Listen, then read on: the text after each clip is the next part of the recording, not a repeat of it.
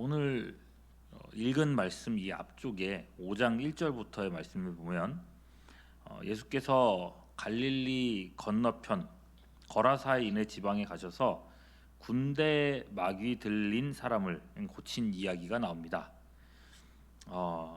여러분 생각해 보시면요, 이 자리에 누구 한 사람이 이렇게 귀신이 들렸다, 뭐 옛날에 어떤 교회 이런 상황들을 얘기하자면은 그런 상황이라면은 귀신 하나가 들어도 감당하기 쉽지 않을 것 같다는 생각이 들지 않습니까? 그런데 군대 마귀라고 합니다.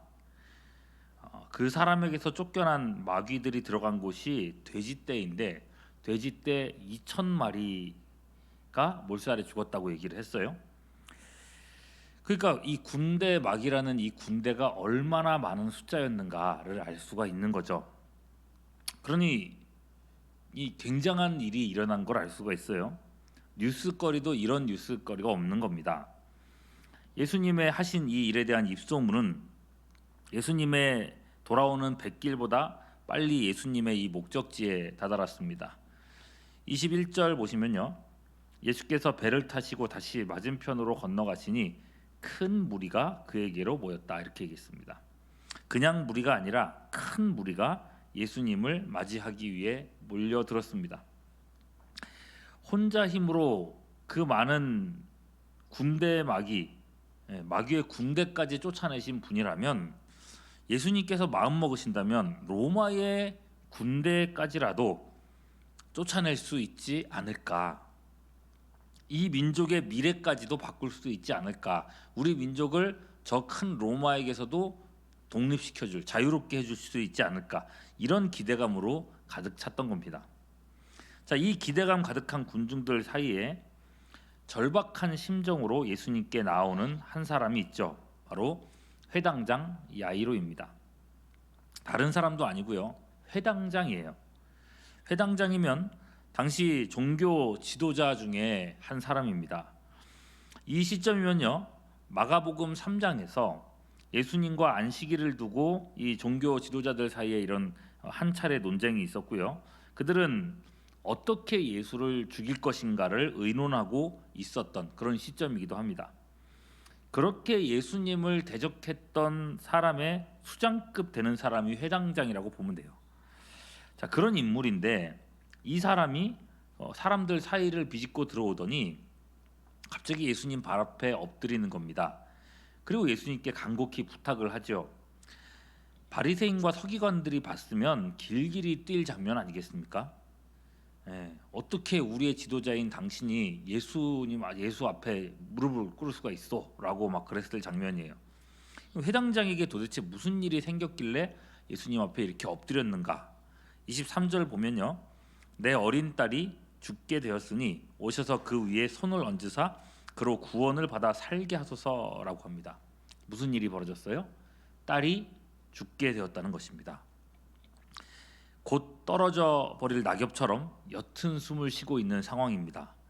죽어가는 딸을 그냥 보고만 있어야 하는 아빠의 마음이에요. 어떻겠습니까?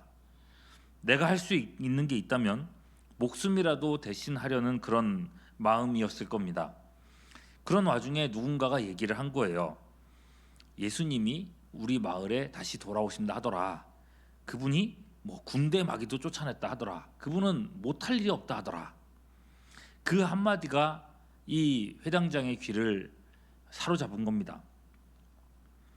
나병 환자건 중풍병자건 당시에 수많은 불치병을 깨끗게 하셨던 예수님이 우리 마을로 오신다. 이 한마디에 야이로는 반사적으로 예수님께 달려갔습니다. 그리고 수많은 군중을 거칠게 비집고 들어갔습니다. 예수님께 무릎을 꿇은 겁니다. 이때는 이 회당장이라고 하는 이 자존심도, 동료 바리새인과 서기관들의 그런 시선도, 그리고 숱한 종교적 신념과 논쟁도 죽어가는 딸 앞에서는 아무것도 아니었던 것 같습니다. 자, 그런 아버지의 요청을 예수님은 외면하지 않습니다. 너 얼마 전까지만 해도 나를 대적했잖아, 이렇게 나오지 않아요. 배에서 내리신 예수님은 곧바로 야이로의 뒤를 따라가십니다. 희망이 보이는 거예요. 예수께서 제 시간에만 도착하신다면 이 사랑하는 딸을 살릴 수도 있을 것만 같아요. 그래서 조금이라도 빨리 가고자 발을 재촉하죠. 그런데 잘 따라오시던 예수님이 갑자기 멈춰서신 것 아니겠습니까? 그리고는 따라오는 군중들을 향해서 갑자기 소리치시는 겁니다. 내게 손을 댄 자가 누구냐? 여러분, 만원 지하철만큼이나 복잡해진 골목길입니다. 밀고 밀리는 게 사람이에요. 구경꾼만 있는 게 아니라 마가복음 3장 10절 보면요, 많은 사람을 고치셨으므로 병으로 고생하는 자들이 예수를 만지고자 몰려왔음이라, 이렇게 얘기를 했어요. 그래, 모두들 예수님 가까이 어떻게 해서든지 예수님 가까이 가려고 안달이 나 있습니다. 그런데 무슨 딴지 거시는 것도 아니고 이 바쁜 시간에 자기에게 손댄 사람 누구냐고 나오라고 하시는 거죠. 이때 베드로가 한마디를 합니다. 31절, 아니 무리가 에워싸 미는 것을 보시면서 누가 내게 손을 댔느냐 물으시면 어쩌란 말입니까? 라고 베드로가 얘기를 해요. 그런데도 예수님은 아랑곳 않으시죠. 32절, 찾으시겠다고 계속 둘러보십니다. 이 정막이 흐르는 가운데 저만치서 한 여자가 손을 드는 겁니다. 예수님, 접니다. 이 여인은요, 12년 동안 혈루증을 앓던 여인이었습니다. 혈루증, 몸에서 피가 흘러내리는 병이죠. 이런 병은요, 피가 흘러내린다라고 하는 자체가 유대 사회에서는 부정한 병이었습니다. 요즘처럼 위생용 속옷 같은 게 없던 시절에 혈루증은요, 숨길 수가 없는 병이었습니다. 자연히 12년간 사람을 피하며 외톨이처럼 지내왔던 여인입니다. 그랬기에 이번에 예수님이 지나간다는 건 그 여인에게도 일생일대의 기회였습니다. 부정한 사람은 접촉도 금지되었기 때문에 자신을 드러내고 말할 수도 없고, 예수님 그분의 옷깃만 붙들어도 병이 나을 수 있을러라, 신락 같은 믿음으로 그분의 옷을 붙들었던 거죠. 몰래 다가서서. 그 순간에 그 어떤 방법을 써도 낫지 않던 혈루증이 깨끗하게 나아버린 겁니다. 그리고 그거를 본인이 가장 잘 알 수 있었다고 하죠. 다만 자신은 여기에 있어서는 안 되는 사람이지 않습니까? 사람들 많은 곳에 부정한 사람이 와가지고 건드려서도 안 되는데 여기에 있으면 안 되는 사람이란 말입니다. 그래서 아무도 모르게 빠져나가려고 했는데 예수님은 이미 아시고 내게 손댄 자 나오라고 막 말씀을 하시는 거죠. 어떡합니까? 여인은 손을 들고 자신의 이야기를 합니다. 33절 보시면은 모든 사실을 여쭈었다, 이렇게 됐어요. 모든 사실, 한마디로 간증을 한 겁니다. 내가 이런 상황이었고 아무리 고치려고 해도 못 고쳤고, 이런 얘기들부터 시작해서 쭉 이야기들을 했겠죠. 예수님은 그걸 다 듣고 그리고 그녀를 향해서 말씀하십니다. 34절, 따라 내 믿음이 너를 구원하였으니 평안히 가라. 이 시간 자체를 생각해 보면요, 병이 고쳐졌고 간증도 들었고 예수님이 평안히 가라고 병이 말씀도 하시고, 이런 과정들이 구경꾼들에게는 은혜로운 시간이었을 거예요. 그러나 회당장 야이로에게는 야속한 시간일 뿐입니다. 이 바쁜 시간에 내 딸이 죽어간다는데 간증까지 들을 필요가 있었나? 그래요, 예수님 알겠어요. 예수님이 고치실 수 있다는 거 믿습니다. 볼일 다 보셨으면은 이제는 지체 말고 가십시다 제발, 이런 마음이 아버지의 마음이죠. 그랬는데 35절, 아직 예수께서 말씀하실 때에 회당장의 집에서 사람들이 와서 회당장에게 말합니다. 뭐라고요? 당신의 딸이 죽었다는 겁니다. 하늘이 무너질 것 같죠? 사람들 말대로예요. 다 끝난 겁니다. 차라리 집에 있어서 딸이 죽는 자기를 떠나는 마지막 모습이라도 지켜보는 게 낫지 않았을까? 그 어린 것이 얼마나 아빠를 찾았을까? 이런 마음에 힘들었겠죠. 그리고 예수님이 야속하기만 한 겁니다. 꼭 거기서 그렇게 시간을 보냈어야 했나? 내가 그토록 간곡히 부탁했는데, 그렇게 급하다고 강조를 했는데, 내 딸이 죽어간다고 했는데 내가 화당장이라서 그런 건가? 사실 고쳐줄 마음이 없었던 거 아닌가? 별 생각이 다 들었을 거예요. 그리고 또 혈루증 앓는 여인도 마찬가지죠. 겨우 12년 혈루증 앓은 거 가지고 저 야단을 벌리다니. 내 딸은 죽어가고 있었는데. 병 나았으면 그냥 감사만 하면 될 것이지 무슨 간증을 하고 있냐. 두고 보자. 내가 모든 인맥을 동원해서 저 여자를 출교시켜 버리겠다. 그런 막 생각까지 했을 것 같아요. 이런 원망과 분노가 함께 치솟아 올라요. 그 뭔가를 막 말하고 어떻게 이럴 수 있냐 막 소리라도 지르고 싶은데 예수님이 먼저 말을 끊으시죠. 36절 뭐라고 하십니까? 두려워 말고 믿기만 하라는 거예요. 이 아버지는 혼란스럽습니다.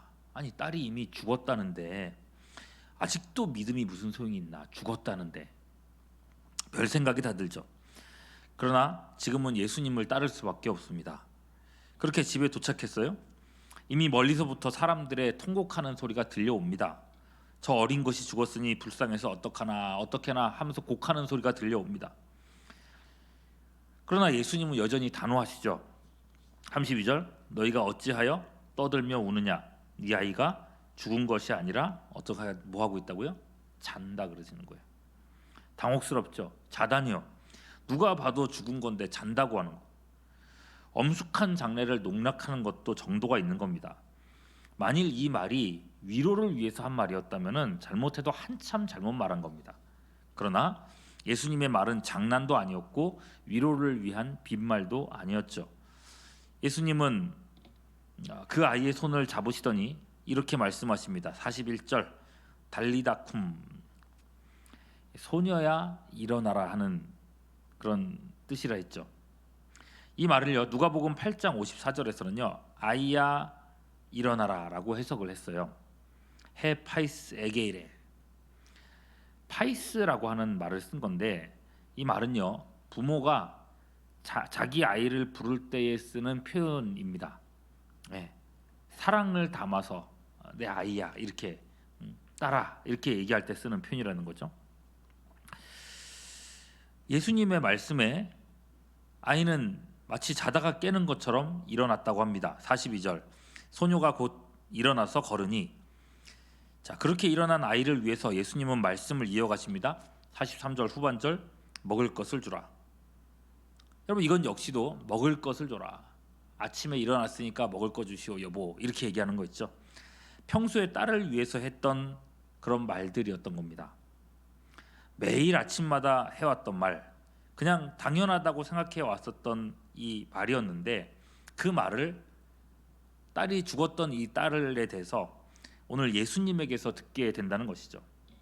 아이가 살아났습니다. 살아날 뿐만 아니라 이제는 끝났다고 생각했던 그 일상의 말들 그거를 또다시 이어갈 수 있게 된 것입니다. 딸 일어나라고 말하는 것. 밥 먹어요. 여보 밥 먹어요. 다녀왔습니다. 아무렇지도 않게 흘려보낼 수 있는 이 말들이 얼마나 소중한 것이었는지. 그러나 이 일상의 은혜를 넘어서 야이로는 예수님을 분명히 알게 되었습니다. 로마서 4장 17절 아브라함이 믿은 바 하나님은 죽은 자를 살리시며 없는 것을 있는 것으로 부르시는 이시니라. 죽은 자를 살리시며 없는 것을 있는 것으로 부르시는 분이 하나님이라고 했는데 예수님이 바로 그랬던 겁니다. 죽은 자를 자는 자처럼 불러 일으키는 이 권능은 오직 하나님의 아들이신 예수님에게만 있었던 겁니다. 실로 예수님 이후로 믿는 사람 안에서 죽음은 잠이 되었습니다. 요한복음 11장에 가서 보면은 예수님은 죽은 나사로를 잔다라고 부르셨고 사도행전 7장으로 가서 보면 스데반이 돌에 맞아 죽을 때에 그의 죽음에 대해서 잔이라 이렇게 표현을 해놨어요.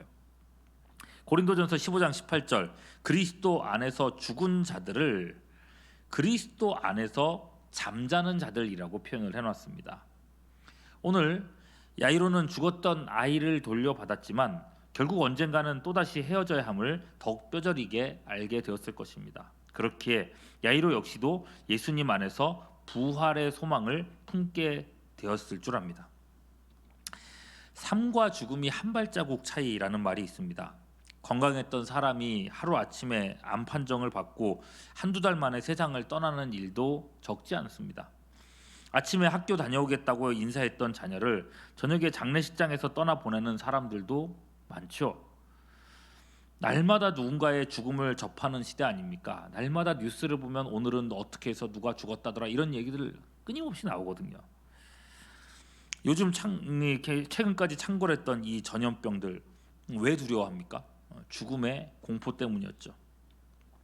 죽은 자를 자는 자처럼 부르시는 예수 안에 거하는 사람만이 이런 절망을 딛고 다시 일어설 용기를 낼 수 있는 것입니다. 야이로의 딸을 일으키신 예수님은 야이로에게 이렇게 말씀하셨습니다. 두려워 말고 믿기만 하라. 오늘 아침에도 부활의 예수님을 믿음으로 죽음뿐만 아니라 죽음과도 같은 수많은 우리 인생의 문제들을 두려움 없이 이겨낼 수 있는 우리 모두가 될 수 있기를 주님의 이름으로 축원합니다. 기도하겠습니다.